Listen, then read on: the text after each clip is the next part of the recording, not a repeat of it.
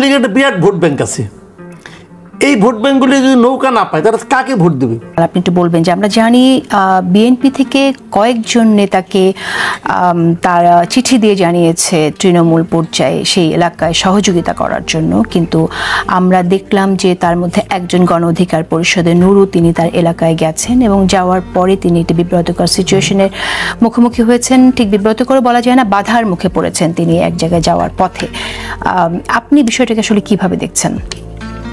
দেখেন, রাজনীতি হলো গিয়ে জনগণের সঙ্গে সম্পর্কের ব্যাপার। এটা যদি আপনি উপরে থেকে চাপিয়ে দেন যে ওই যে আপনার কি বলে অ্যারেঞ্জ ম্যারেজের মতো, তুমি তাকে ভালোবাসো, এটা হয় না রে ভাই। আপনি নূরকে ওখানে যদি চাপাইয়ে দেন তাহলে নূরের যদি ওখানে গ্রহণযোগ্যতা থাকে, নূর পাশ করে আসবে, নূরকে জনগণ গ্রহণ করবে। নূর সাহেবের কিছু জনগণ তো আছেই, তার তো কিছু আপনার আছেই।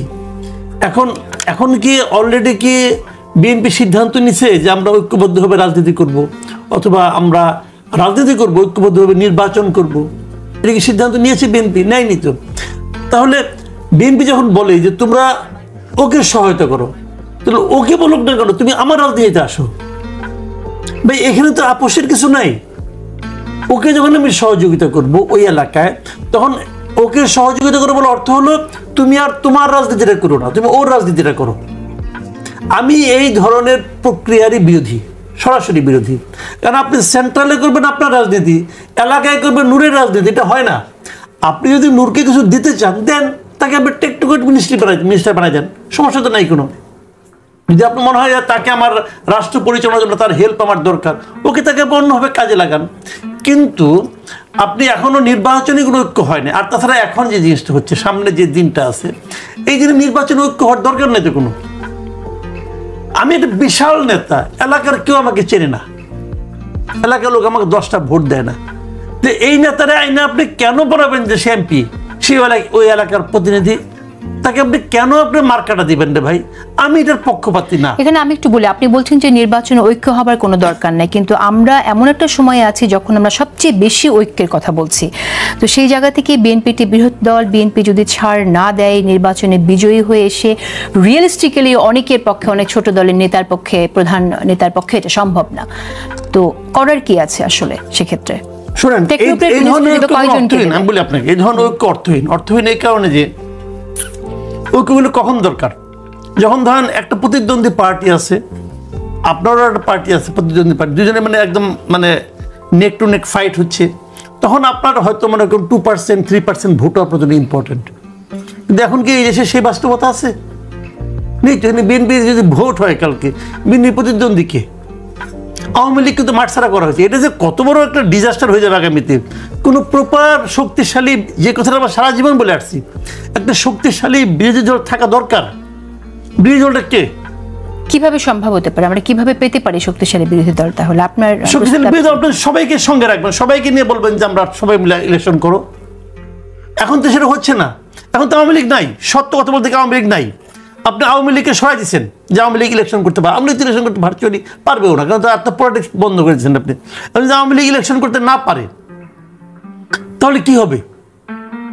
এই নির্বাচন কতটুকু গ্রহণযোগ্য হবে হয়তো বা, বাট আমার কাছে এই নির্বাচনটাকে ভালো নির্বাচন বলবো না। কারণ অনেক লোক আছে যারা ভোট কেন্দ্রে যাবে না, কারণ তারা তাদের পছন্দের প্রার্থীকে পাবে না, সেখানে পাবে না। তো আরেকটা জিনিস আমি বলি, আপনি আওয়ামী লীগকে, এটা অবশ্য একটা অন্য বিতর্ক নতুন করে আজকে তৈরি করবো কিনা জানি না, বলি তবু আমি আওয়ামী লীগকে বাদ দেওয়া হচ্ছে কেন? আওয়ামী লীগ একটা সন্ত্রাসী রাজনৈতিক দল, আওয়ামী লীগের সহযোগী সংগঠনগুলি সন্ত্রাসী কর্মকাণ্ড করছে।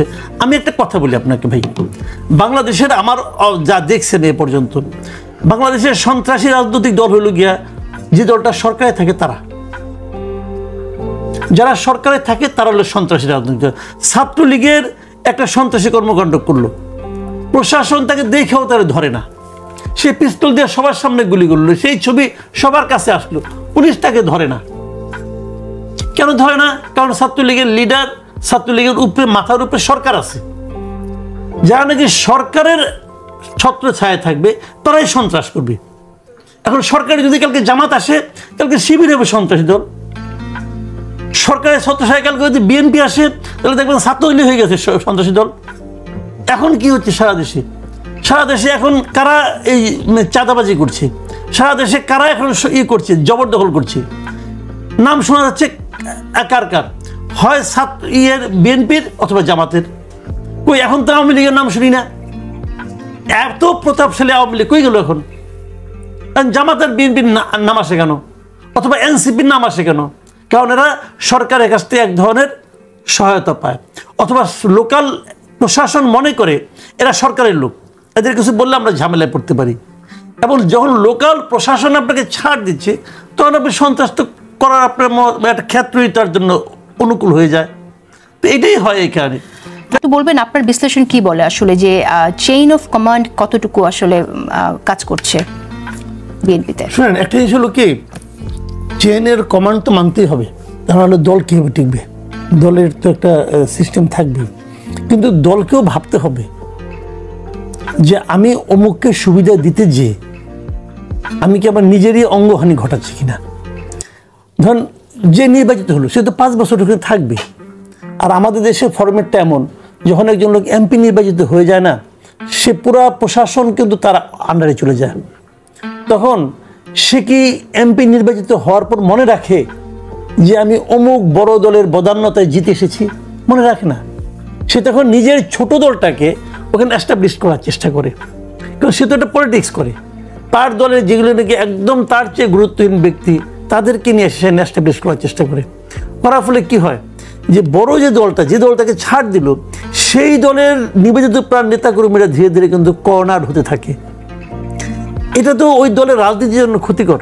আমি ওরকম অনেক উদাহরণ দিতে পারবো। আমি গত আমলে বলি, আপনি আওয়ামী লীগ আমলে ইনু সাহেব একজন, তাকে দিয়ে রাখছে, সে ওখানে এলাকায় যায় না, লোকে তারা চিনে না, জানে না, সে এমপি হচ্ছে নৌকা মার্কা নিয়ে। পরে এইবার কি হলো, এই যে ভাঙাচোরা যে নির্বাচন হলো 2000 7 জানুয়ারি যে নির্বাচনটা, ওখানে তো ওখানে উপজেলা চেয়ারম্যান আওয়ামী লীগের একজন লিডার, তার কাছে ইনু সাহেব হেরে গেছে। কারণ প্রমাণ হয়েছে যে সে আসলে আওয়ামী লীগের লোক না, এবং সে এতদিন ধরে আওয়ামী লীগের সে ক্ষতিই করছে।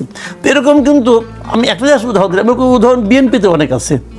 একবারে যে উকিল সাত্তার উকিলকে বাদ দিয়ে ওখানে আমিনী সাহেবকে দিল, তো এগুলো তো আমরা দেখছি এগুলো। তো এখন এই জিনিসটা আমি মনে করি এটা আসলে গুড পলিটিক্স না। তবে এটা করা যায়, কখন করা যায়, যখন জাতীয় পর্যায়ে তার কাছ থেকে অনেক কিছু আমরা পাবো। আঞ্চলিক পর্যায়ে তার গ্রহণযোগ্যতা না থাকলেও জাতীয় পর্যায়ে যেহেতু তাকে আমার ইউজ করতে হবে, তাকে আমার দরকার, আমার পাশে রাখা দরকার সেখানে। কিন্তু সেটা কখন, যখন নাকি হাড্ডাহাড্ডি লড়াই হয়, যখন আমি তার সাহায্য ছাড়াই জিততে পারবো, তখন আমি তার সাহায্য নিয়ে কেন আমার ইজ্জত খোয়াবো? এটা হলো কারণ একটা যত কিছু আপনি বলেন, ঠিক আছে, বিএনপির কেন্দ্রীয় নেতৃত্ব আছে, বিএনপির কেন্দ্রীয় নেতৃত্বের কাছে যে এলাকায় একজন এরকম মানে আপনার কম পরিচিত, কম শক্তিশালী লোককে তারা এখানে ইমপ্ল্যান্ট করতে চাচ্ছে, তো বিএনপির কেন্দ্রীয় নেতৃত্বের কাছে ওই এলাকার বিএনপির লোক কি না প্রিয় না, তাদের অস্তিত্বের কথা কোনো ভাববেন না, তাহলে দল হলো কি হয়? তাহলে ওই লোকটার যে বিএনপি করলো, সে কি বিএনপি ভুল করছে? আপনি আমাকে এই জিনিসটা বুঝেন, সে তো শুরু থেকে বিএনপি করতেছে, তাহলে তার যে এই যে ডেডিকেশন। কিন্তু যেমনটি মাহমুদ হাবিবা বললেন যে এর আগেও কিন্তু এ ধরনের আসন সমঝোতা হয়েছে, আমরা বিএনপিতে দেখেছি হয়েছে। এটা আমাদের রাজনৈতিক দুর্বলতা, এটা আমাদের দেশের রাজনৈতিক দলগুলোর আমি bol এক ধরনের মানে কূট কৌশল, কিন্তু এটা তাদের। আপনি তাহলে কি মনে করেন যে বিএনপির উচিত হবে না কোনো দলের সাথে কোনো আসন সমঝোতায় যাওয়ার? আমি মনে করি এই নির্বাচনে তো উচিত হবেই। ঠিক এই জায়গায় নির্বাচনে কোনো রকম আসন সমঝোতা বিএনপির করা একেবারেই ঠিক হবে না। তাহলে সেক্ষেত্রে আপনি কি মনে করেন যে কি হতে পারে, মানে বিরোধী দল কারা হতে পারে সেখানে? বিরোধী দল কি হবে এটা তো আমরা বলতে পারি না, সরকারি দল কি হবে তাও বলতে পারি না, কারণ এটা নির্বাচন। বিরোধী সরকারি দল তো অনেকে মনে করছে যে বিএনপি, হ্যাঁ, কিন্তু বিএনপি হয়তো ভালো অবস্থানে আছে। আজকে জানি কে আমাকে একটি পাঠাইলো, আপনার আমি ফেসবুকে দেখলাম একটা প্রার্থী তালিকা পাঠাইলো, এই মানে কে কে জিতবে না জিতবে, ওখানে দেখি তারা জামাতকে প্রায় 200 আসনে বিজয়ী দেখাই দিয়েছে। আমি গতকাল শুনলাম যে বিএনপি 100টি আসন পেতে পারে। এখন যে দেখাইছে, যে কাজটা করছে, সে তো তার হৃদয় থেকে কাজটা করছে না, তার হৃদয় এভাবে বলতেছে, আপনি কি করবেন তাকে? মানুষের মনের ইচ্ছা, আমি তো সবার হৃদয়ে ঢুকতে পারবো না। তো সেক্ষেত্রে আমি কেমনে করে বলি যে বিএনপি জিতবে, তবে যতটুকু বুঝি আমার মতো করে সেটা। কারণ একটা জিনিস হলো কি, আওয়ামী লীগের একটা বিরাট ভোট ব্যাংক আছে, এই ভোট ব্যাঙ্কগুলি যদি নৌকা না পায় তারা কাকে ভোট দেবে?